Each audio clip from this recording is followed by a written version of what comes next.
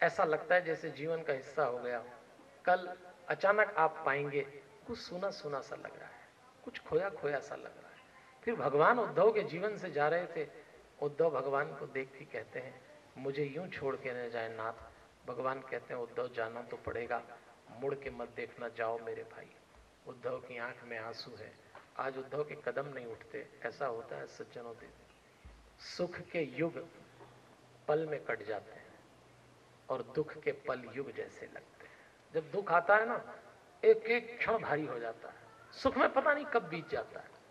भगवान ने उद्धव से कहा, जाना तो तुझे पड़ेगा, और तू सुन, जाके मैंने जो शिक्षा दी है इसका एकांत में चिंतन करना।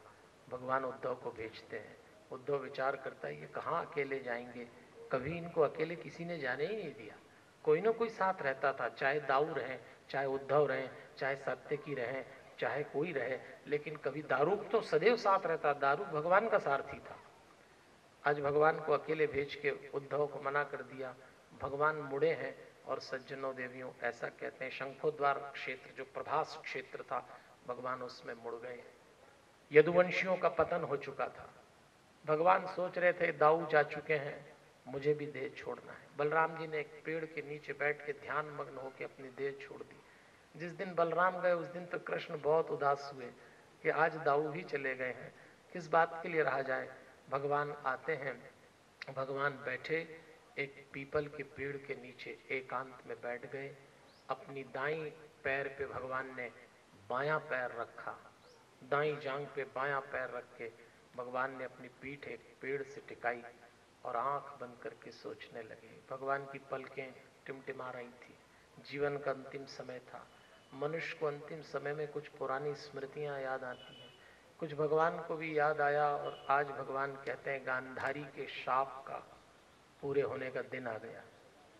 आज भगवान को याद आया कि जब पांडव युद्ध जीत चुके और युधिष्ठिर राजा बनने वाले थे, तो एक दिन महल में भगवान ने युधिष्ठिर से कहा, युधिष्ठिर आओ, तुम्हारे काका काकी उस महल में बहुत अकेले हैं, कम से कम उनसे मिल तो लो।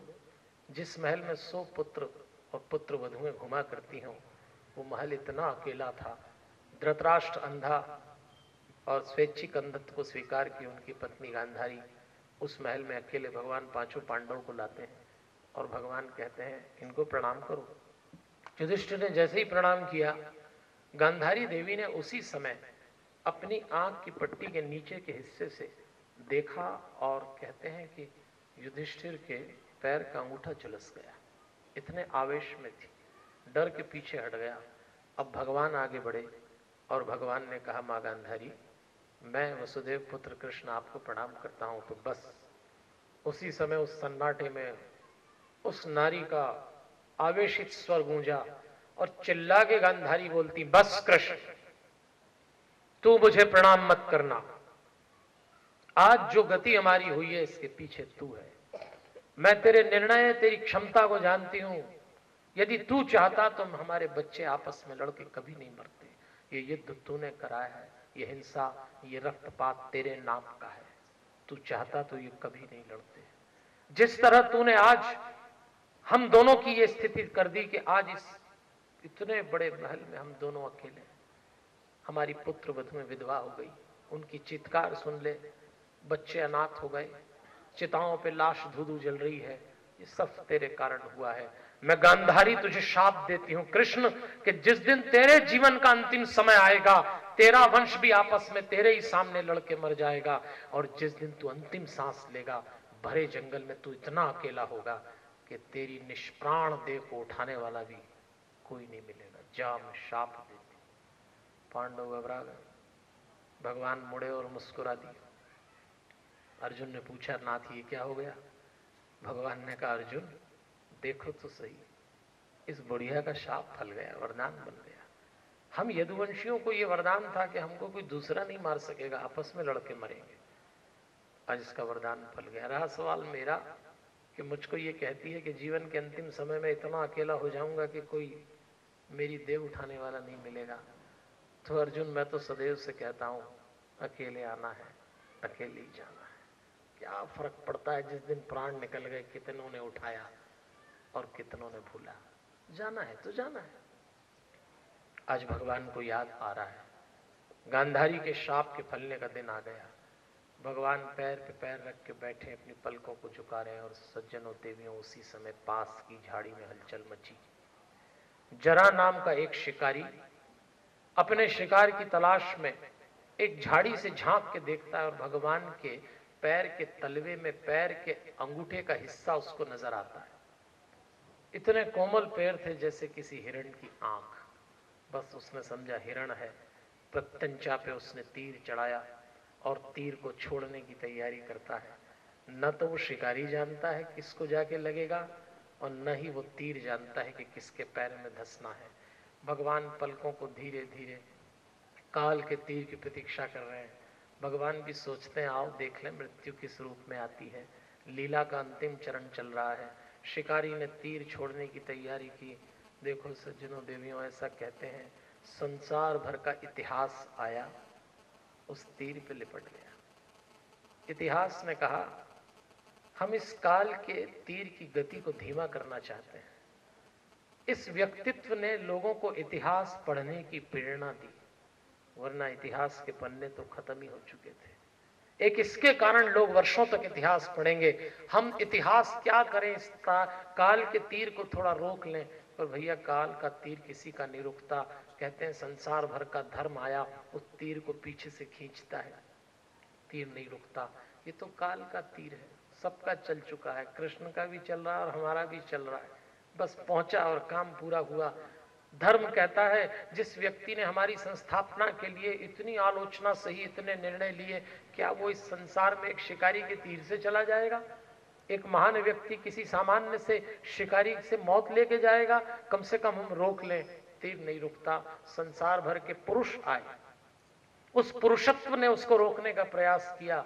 संसार भर का पौरुष घोषणा करता है पुरुष होना क्या होता है, ये इसने बताया, पर तीर नहीं रुकता। संसार भर का नारित्व आया, उस तीर की नोक पे चिपक गया। कम से कम इतना कोमल कर दें, नारी होना जिस युग में अभिशाप था, नारी की अस्मिता जिस युग में संपत्ति बना दी गई हो, उस युग में इस अवतार ने नारी को गरिमा प्रदान की। ये सामान्य से तीर से ऐसे इस जंगल में चले जाएंगे। आज समूचा नारीत्व उस तीर को रोकने का प्रयास करता है। काल का तीर नहीं रुकता। उसी समय प्रेम आया। प्रेम जिस दिन वासना बना दिया गया, तब इस अवतार ने बताया प्रेम क्या होता है। प्रेम उस जहर बुझे तीर की नोक पे चिपक गया, वो तीर नहीं रुकता। और सज्जनों देवियों, जैसे ही वो तीर चला, प्रत्यंचा से उंगली हटाई, वो तीर जाके सीधे धसा भगवान के पैर में, जिसको संसार ने गिरधर गिरधारी गोपीनाथ गोपेंद्र गोपाल घनश्याम द्वारकाधीश द्वारकानाथ पुकारा हो, जिसको संसार ने देवकी नंदन मोहन मुरलीधर मुरारी मनोहर माधव मुकुंद के नाम से पुकारा हो, वो व्यक्ति संसार से एक सामान्य से तीर के, जहर बुझे तीर के धसने से धाक से तीर धसा, एक रक्त का फव्वारा फूटा, पीतांबर रक्त वर्णी हो गया, रक्त आसपास बिखर गया। भगवान टुकुर टुकुर देखते हैं। जरा कूद के आया शिकारी, मेरा शिकार मेरे हाथ लग गया। और जैसे ही जरा ने आके देखा, एकदम पहचान गया ये क्या अपराध हो गया। धनुष बाण फेंके, भगवान के पैरों में लोट लो के कहता है नाथ क्षमा करें क्षमा करें, मुझसे बड़ा अपराध हुआ, मैंने कल्पना नहीं की थी कि आप हैं, ये मैंने क्या कर दिया। तब भगवान कहते हैं जरा धैर्य रखो, माँ भैरे जरे तुम उत्तिष्ठ काम एश क्रतो ही मैं। जरा तूने मेरे मन का काम कर दिया, तू केवल शिकारी नहीं है, तू तो मेरी मृत्यु का निमित्त है। मैंने सबकी मृत्यु तय कर रखी है, कारण अलग अलग बनते हैं, आज तू कारण बन गया, मैं बहुत प्रसन्न हूं, अब जाने दे भाई। तब तक तो ऐसा कहते हैं कि भगवान के गले में जो तुलसी की माला थी, उस सुगंध को सूंघते सूंघते बावला बनते हुए भगवान का सारथी दारूक आ गया। दारूक कहता है पहली बार बिना बताए स्वयं रथ चला के चले गए, मुझे बिना बताए गए हैं, कहाँ है नाथ कहाँ है, कहीं पेड़ के नीचे बैठ के ध्यान लगा रहे होंगे। और उस सुगंध को सूंघते सूंघते पहुंचा तो देखा रक्त रंजित पड़े हुए भगवान, पैरों से रक्त निकल रहा, पलकों को धीरे धीरे झपकारे। दारू दौड़ा, नाथ ये क्या हो गया, समझ गया, चलिए मैं चिकित्सा की व्यवस्था करता हूँ। भगवान कहते हैं बस दारू बस, मुझे जाने दो भाई, जाने का समय आया। संसार को छोड़ते समय अन्य बातों को प्रधानता मत दो, अब मैं जा रहा हूं। भगवान अपनी लीला समेट रहे। सज्जनों देवियों, ब्रह्मा जी आए, शिव जी आई, पार्वती जी आए, प्रजापति आए, दिक्पाल आए, सबने भगवान की स्तुति की और भगवान सशरीर जाने की तैयारी करते हैं। अपने साथ भगवान अपना पांचजन्य, खड़क, वंशी, पंख, कड़ा सब कुछ लेके चले गए। जब भगवान इस संसार से गए तब भगवान जाते जाते अर्जुन को कह गए, अर्जुन मेरी रानियों को, मेरे बच्चों को तुम लेके चले जाना। आज दारूक सोचता है, जरा सोचता है, सारे ऋषि मुनि इकट्ठे हो गए। वो सोचते हैं देखो तो सही, जिसने इतनी बड़ी लीला की उसने जीवन का समापन इतना सामान्य रूप से कर दिया। भगवान कहते हैं आदमी अपनी लीला में, कर्म में बड़ा होगा, लेकिन जन्म और मृत्यु में मैं सबको समान कर देता हूँ। देखो मैं अकेला आया था, अकेला जा रहा हूँ।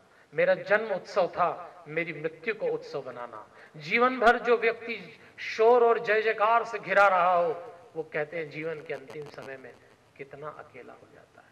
जिसके सानिध्य से लोगों को जीवन मिलता था, वो अपनी अंतिम सांस ऐसे गिन रहा है। मृत्यु का महान यज्ञ महाभारत करने वाला ये महान ऋषि ऐसे दबे पैरों चला जाए। बस भगवान यही सिखाते हैं, मैं जा रहा हूं, मेरी मृत्यु पे रोना मत। मैं तुम्हें अपनी स्मृतियों में कभी भागवत, कभी महाभारत, कभी गीता के रूप में रहूंगा। सज्जनों देवियों, भगवान तो विदा हो गए और जैसे भगवान विदा हुए, हमारे ग्रंथकार ने यहीं आके 11वें स्कंद का समापन कर दिया। भाव श्रद्धा से बोलिए बाल कृष्ण भगवान की। चलिए समापन के 10 से 15 मिनट हमारे पास बचे हैं। भगवान तत्काल हमको ले चलते हैं वहां जहां के लिए कथा सुनी गई। सुखदेव जी परीक्षित को कथा सुना रहे हैं। आइए जरा परिणाम जान लें कि कथा का परिणाम क्या होता है। जीना सीख जाएगा, जीवन वही जी पाएगा।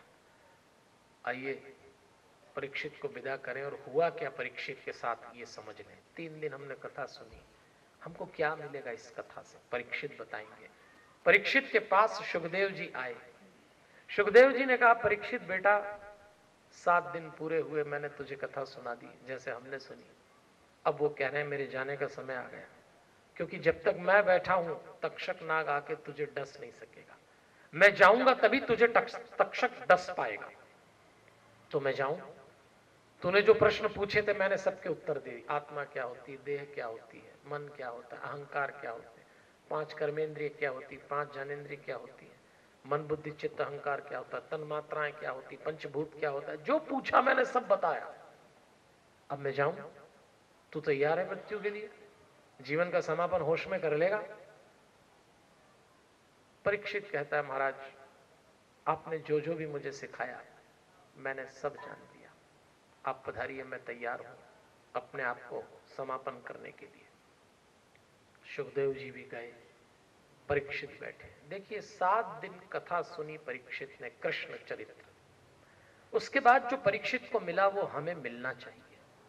भले ही हमने 3 दिन कथा सुनी, पर कृष्ण का सानिध्य जीवन देता है।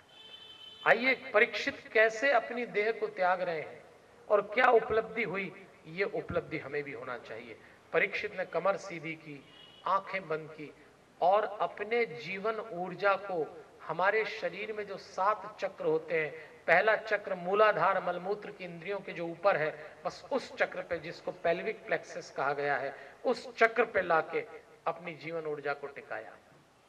क्यों ऐसा किया परीक्षित? धीरे धीरे ऊर्जा क्यों उठाई? कायदे से परीक्षित ऊर्जा उठा रहे हैं। आइए हम सब भी 24 घंटे में थोड़ी देर अपनी कमर सीधी रख के अपने ध्यान को अपने पहले केंद्र पे रखा करें। आप जानते हैं इस पहले केंद्र पे क्या होता है? इसमें कृष्ण चरित्र का परिणाम छुपा है। इस पहले केंद्र का स्वभाव है कि आप समूह में रहना सीख जाएंगे। इस पहले केंद्र का स्वभाव है कि आप कई लोगों में प्रेम से रहना सीख जाएंगे, क्योंकि कृष्ण बहुत लोगों में जीना जानते थे। आज हमारी एक दिक्कत है, हम समूह में नहीं रह पाते।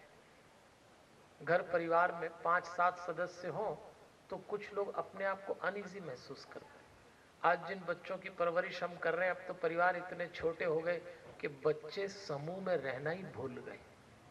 माफ करिए, बुरा मत मानिए, पर कृष्ण चरित्र सिखाता है। मेरा इतना बड़ा कुनबा था, परिवार में कई सदस्यों के साथ रहने के लिए बड़ा धैर्य और प्रेम चाहिए। अब परिवार में सदस्य नहीं तो धैर्य और प्रेम कहां से सिखाएंगे? अब तो रिश्तों के संबोधन ही समाप्त हो गए। यहाँ ऊर्जा लाने का मतलब, आप जब भी किसी समूह में होंगे प्रेम पूर्ण होंगे। ये इस चक्र का नियम है, ये इस चक्र का स्वभाव है। सिखाइए अपने बच्चों को। छोटे छोटे परिवार हो गए सज्जनों देवियों, इसीलिए बच्चे जब भीड़ में होते हैं ना तो चिड़चिड़े हो जाते हैं। हम कई परिवारों को जानते हैं, अब बच्चों को आदत ही नहीं रही, अपना बेडरूम, अपने खिलौने, अपना जीवन, अपने फ्रेंड्स, तो घर में रिलेटिव्स तो पसंद ही नहीं करते। कौन आ गया, किससे बात हुई? जब भी अवसर आए इनको सब, भीड़ नहीं होता परिवार, भीड़ नहीं है, परिवार समूह है। कृष्ण समूह का देवता है। वो सिखाता है परिवार में 4 लोग हों, भाई बहन, माता पिता और रिश्तेदार, सबके साथ रहना सीखिए। छोटे छोटे परिवार हो गए, बुरा मत मानना, पर सज्जनों देवियों, न मैं ज्वाइंट फैमिली का पक्षधर हूं, न मैं आपसे ये कह रहा हूं कि सिंगल यूनिट की कोई बुराई। जहां प्रेम से एक छत के नीचे रह लें, 2 लोग नहीं रह पाते और 10 लोग नहीं रह पाए तो क्या मतलब है? हमको पिछले दिनों एक पति पत्नी मिले, उनने प्रणाम किया मुझको, दोनों की नई नई शादी हुई, मैंने भी आशीर्वाद दिया। मैंने पूछा भाई आपका क्या चलता है? उन्होंने कहा पंडित जी हमारी ज्वाइंट फैमिली। मैंने पूछा भाई कितने मेंबर हैं? बोले हम दोनों। मैंने कहा यही ठीक है, तुम दोनों ज्वाइंट रहो, आजकल यही ज्वाइंट फैमिली है। क्योंकि जिस दिन बच्चे अकेले अकेले